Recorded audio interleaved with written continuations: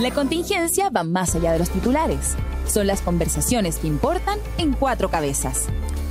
Antes que entráramos en modo pensiones, no sé si recuerdan que estábamos en modo ISAPRES, en modo salud, por todo lo que pasó con la ISAPRES el año pasado, el 2024. Bueno, y estaba ya en entredicho la gestión de la ministra de Salud, Jimena Aguilera. Los comentarios se referían al pago que tenía que hacer la ISAPRES. Todo eso pasó ya, pero no ha pasado el tema de la salud, sigue adelante. Y para conversar de esto estamos al teléfono nada más y nada menos con el ex ministro de Salud, Enrique París, presidente del IPSU de la Universidad de San Sebastián. Enrique, ¿qué tal? Muy buenos días. Muy buenos días, Quique. Muchas gracias por la entrevista, Radio 13C. Oiga, un gusto. Este programa Cuatro Cabezas. Muchas gracias. Oiga, a ver, ¿qué opina usted de la interpelación a la ministra de Salud? Bueno, yo coincido muchísimo, la vi completa, entre paréntesis, a pesar de que me producía malos recuerdos. Un déjà vu no sí. Muy agradable. Sí. No, la verdad es que coincido con lo que dijo el diputado Leal al final y también con el comentario del diputado Lilayú, en el sentido de que desgraciadamente la ministra no dio respuesta a muchas de las preguntas. La verdad es que le preguntaban una cosa y respondía otra. A lo mejor dijeron lo mismo de mí, no sé. Hay que considerar que la interpelación es una prerrogativa de la Cámara de Diputados, porque tiene esa prerrogativa de hacer un control de las labores del Ejecutivo en algunas materias, y obviamente ella debería haber respondido y no respondió. Tergiversó muchas de las respuestas también, hablaba de lo que se va a hacer a futuro, vamos a hacer esto, vamos a hacer lo otro. Les queda un poquito más de un año de gobierno y yo creo que si en 3 años no hicieron lo que deberían haber hecho, tampoco lo van a poder hacer. Entonces, creo que la interpelación fue buena, fue ágil, con mucho dato, con muchas cifras, pero desgraciadamente la ministra no dio respuesta a las preguntas más candentes. Oiga, ex ministro. Oiga, Enrique, por más que lo comentamos en la lista de espera, muchas veces a uno le preguntan por qué hay listas de espera. Se lo pregunto a usted también, una explicación racional, primero, y segundo, ya comentado el problema, ¿cuáles podrían ser las soluciones para evitar listas que siempre van a existir, pero no tan superlativas como las que tenemos nosotros? Siempre van a existir las listas de espera. Yo siempre dije eso, incluso en otros gobiernos cuando también se discutió esto, y en este gobierno también. Esto es un problema mundial, sí que no es un problema solamente de Chile, eso hay que aclararlo.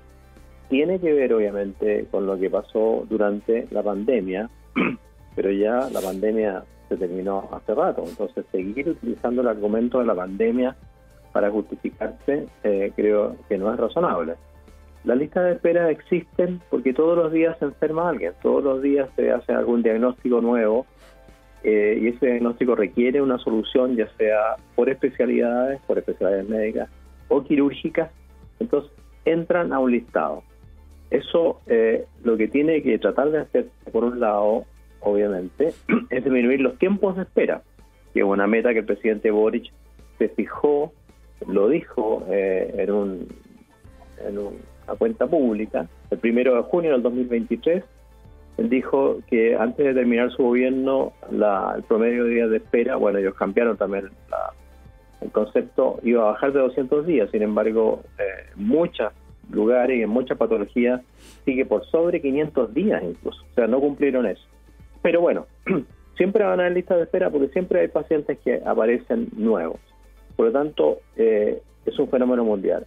¿Qué es lo que hay que hacer? Evidentemente, acelerar el trabajo, acelerar la puesta en práctica de los pabellones. En Chile, los pabellones no están funcionando al 80-85%, que es lo que corresponde, sino que bajo el 60%. Hay que gestionar mejor, hay que distribuir especialistas hacia las regiones, hay que mejorar la relación con las universidades que tienen hospitales y que tienen personal, hay que mejorar la relación con el sistema privado de salud. Fíjese que un diputado con una ignorancia enorme dijo que en el sistema privado de salud solo habían 70 pabellones ¿Cómo si ni siquiera pueden revisar las cifras? Entonces, creo que hay que trabajar en conjunto también con las Fuerzas Armadas, hay que hacer operativos médicos, hay que licitar las listas de espera, hay que pedir también que las mutuales y todo lo que tiene que ver con seguridad laboral contribuyan a bajar las listas de espera. Desgraciadamente, no solamente hay problemas de lista de espera en pacientes no GES, también hay listas de espera enormes o retraso, que a la ministra no le gusta lista de espera en el GES, retraso en el GES auge, que por ley tiene que ser atendido ese paciente dentro de un plazo de 30 días. En el GES auge tenemos 86.000 personas en lista de espera o retraso, cosa que nunca había ocurrido. Hoy una pregunta, Enrique, ¿la lista de espera discrimina? ¿En qué sentido? ¿Discrimina cuando el paciente es más grave o menos grave? ¿O es un pozo donde caen todo y la burocracia no hace el doble clic? Desgraciadamente no discrimina por gravedad, discrimina por patologías, y también ahí hay otro hecho gravísimo. Las patologías que tienen más lista de espera en el GES son patologías de cáncer y patologías relacionadas, desgraciadamente, fundamentalmente con mujeres. Los cánceres relacionados con mujeres, y eso también se les dijo en un gobierno que se dice feminista, son los cánceres que tienen más espera. El cáncer de mama es el que ha aumentado más su lista de espera. Para el cáncer de mama, las prestaciones atrasadas en diagnóstico crecieron en un 17%. Seguimiento, las prestaciones crecieron en un 229%. Y en tratamiento retrasado, obviamente estoy hablando, claro, las prestaciones crecieron en un 146%. Eso es una vergüenza. Y en un gobierno, como digo, feminista, eso debería ser corregido de inmediato. Yo vi que la ministra de la Mujer estaba presente ahí en la interpelación, acompañando a los otros ministros. Sin embargo, no hubo ninguna respuesta. Le pidieron a la ministra que por favor priorizara o prometiera algo. No prometió nada. Que pidiera disculpas tampoco, que reconociera que había que apretar el acelerador tampoco. Entonces hay como una especie de, de frialdad, de que esto no tiene la importancia que tiene. Esa es la impresión que me queda a mí, o que le queda a mucha gente que vio la interpelación. ¿Y las listas están depuradas? Se lo pregunto porque me imagino que mucha gente que está en la lista, viste, considerando que están en una situación de gravedad y que está la vida en juego, optan por financiarse el tratamiento, no sé cómo, pero optan por financiarse el tratamiento y se olvidan del sistema público, ¿no? Exactamente, y esa es una de las causas por las cuales también la lista de espera, o los pacientes más bien, a veces, entre comillas, desaparecen. Sin embargo, la desaparición de los pacientes o la eliminación de los pacientes en la lista de espera en Chile, desgraciadamente, en su mayoría son por razones, o la justificación por razones administrativas, lo cual también se le preguntó a la ministra, y eso es inconcebible. Mucha gente, además, está en dobles listas. Acuérdese y que lo que ha pasado con algunos hospitales donde hay una lista y la lista central es diferente. Claro. Y el hospital o la región maneja esa lista, e incluso, y por eso que surgió este tema, la Contraloría detectó en muchos hospitales que habían listas paralelas y que había manejo paralelo, que había tratamiento VIP para ciertos pacientes en las regiones. El Hospital de Osorno es el más llamativo. Parientes, amigos o los propios funcionarios de salud que tenían una lista VIP, como dice usted, y se saltaban la fila al final, si eso era. Eso también se le preguntó a la ministra. ¿Qué medidas ha tomado? Acudió al Consejo de Defensa del Estado, está haciendo juicios, tampoco hubo una respuesta.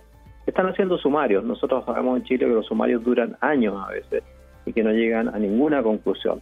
Aquí la Contraloría tiene que ponerse más firme. La Contraloría está haciendo la pega del Ministerio de Salud, vigilando este tipo de problemas. Hoy usted mencionaba los pabellones que no se utilizan. Eso es bien difícil de entender para una persona que no está en el ámbito de la salud. Expliquen un poquito a todos los que nos estamos escuchándolo, ¿por qué no se utilizan los pabellones? En Chile, nosotros hicimos un estudio en la Universidad de San Sebastián, donde cerca del 15% de los pabellones de los hospitales chilenos no están habilitados. Y el restante 85% solamente se usa en el 60% del tiempo disponible. ¿Por qué no se utilizan? Bueno, en primer lugar porque no están habilitados. En segundo lugar porque a veces falta un especialista, un cirujano, un ayudante. A veces no hay anestesiólogo.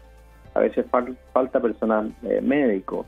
No hay disponibilidad de camas para que el paciente después pueda salir de la operación cuando es una operación grave. También hay problemas relacionados con la gestión. El paciente llega tomando medicamentos anticoagulantes, entonces puede sangrar. El paciente no llega en ayunas, el paciente no llega con sus exámenes de laboratorio y eso hace que la operación se rechace. Pero lo más grave de todo es que en algunos hospitales donde se han hecho atenciones VIP, se han rechazado pacientes en la mañana y en la tarde se atienden los pacientes VIP. Y ahí desaparecen todos los problemas que hubo en la mañana para rechazar a los pacientes que merecían su atención. Aquí hay que reconocer, sí, que el subsecretario anterior de redes asistenciales, me refiero, el doctor Fernando Arauz, hizo un esfuerzo muy grande, puso en práctica un plan para recuperar pabellones y le fue bien en los lugares donde ese plan se puso en práctica, pero desgraciadamente no es una política nacional. Se eligieron algunos hospitales y les fue muy bien. Y hay que reconocer que el personal sanitario trabaja muy bien. Esto no es una crítica al personal sanitario, es una crítica a la gestión, a los que dirigen el Ministerio de Salud. La ministra siempre dice, los jefes de servicio de salud son independientes, no es así.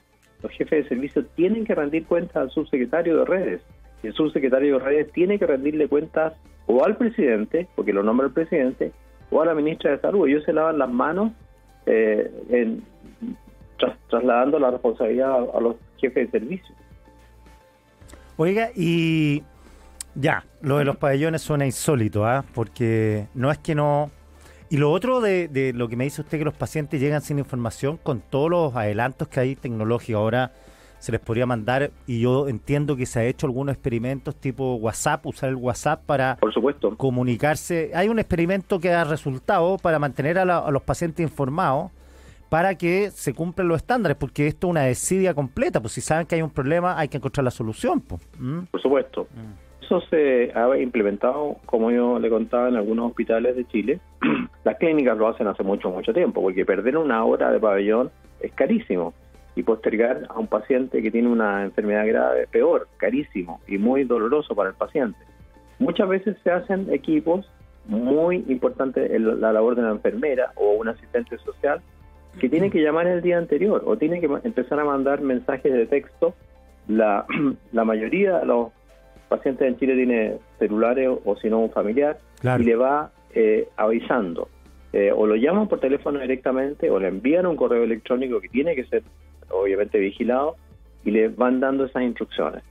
Eso mejoraría de inmediato la tasa de ocupación de pabellones. Hay pabellones también que le falta habilitación, que le falta material, que le faltan máquinas, una lámpara, en fin, eso también hay que solucionarlo a la brevedad. Pero como usted dice, la relación digital, el usar el smartphone, el WhatsApp, es fundamental. Y eso es lo que tenemos que hacer para tener al paciente bajo control.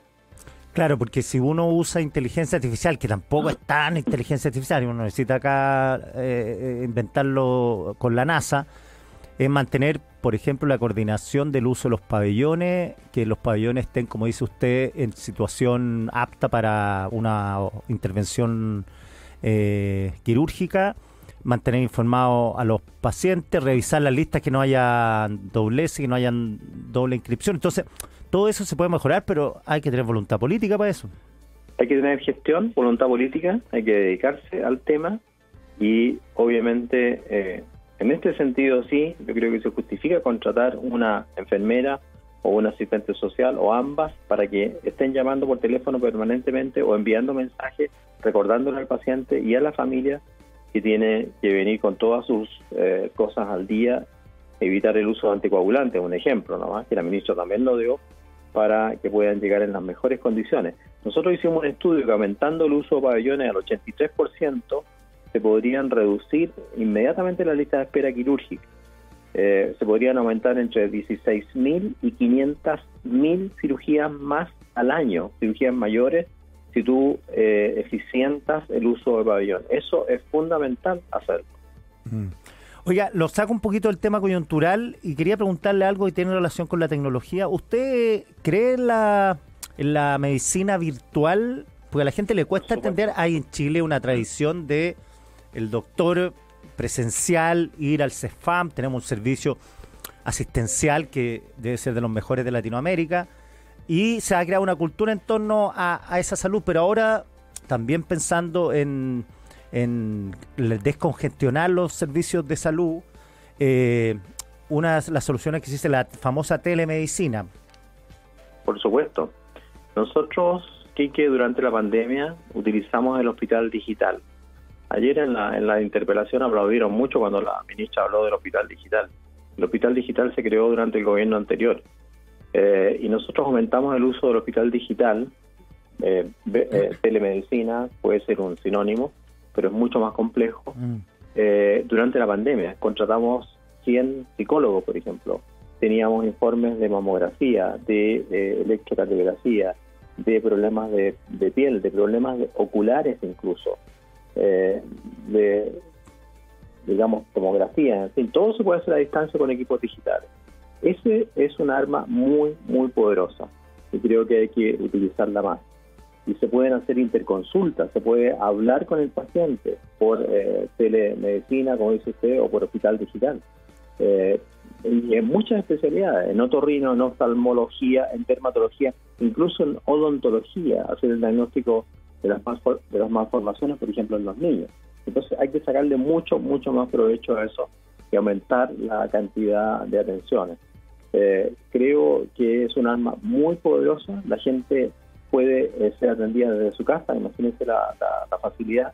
Y ahí también la medicina privada nos lleva a la delantera, porque si tú entras a las páginas web de las clínicas, todas ya están atendiendo por telemedicina y los médicos dan hora por telemedicina, que además es más barata, y además le pueden mandar la receta. La receta electrónica también es algo complementario al tema de la telemedicina o del hospital digital. Ahí hay mucho, mucho que avanzar y espero que así sea. Claro, sobre todo estoy pensando en regiones, porque en Santiago hay alternativa a la salud pública, pero en regiones no hay una proliferación de clínicas como en Santiago.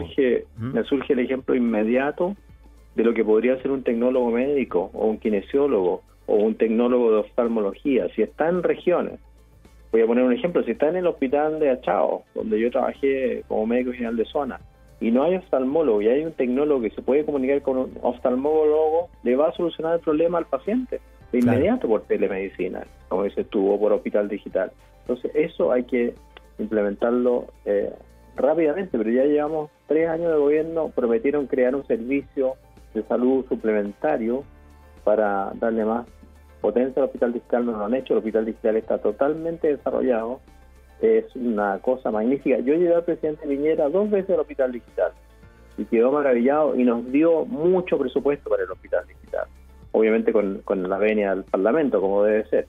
Yo creo que hay que avanzar en eso. Perfecto, doctor. Un millón de gracias, que tenga un excelente fin de semana. Igualmente, Quique, muchas gracias a usted y a 13C Radio.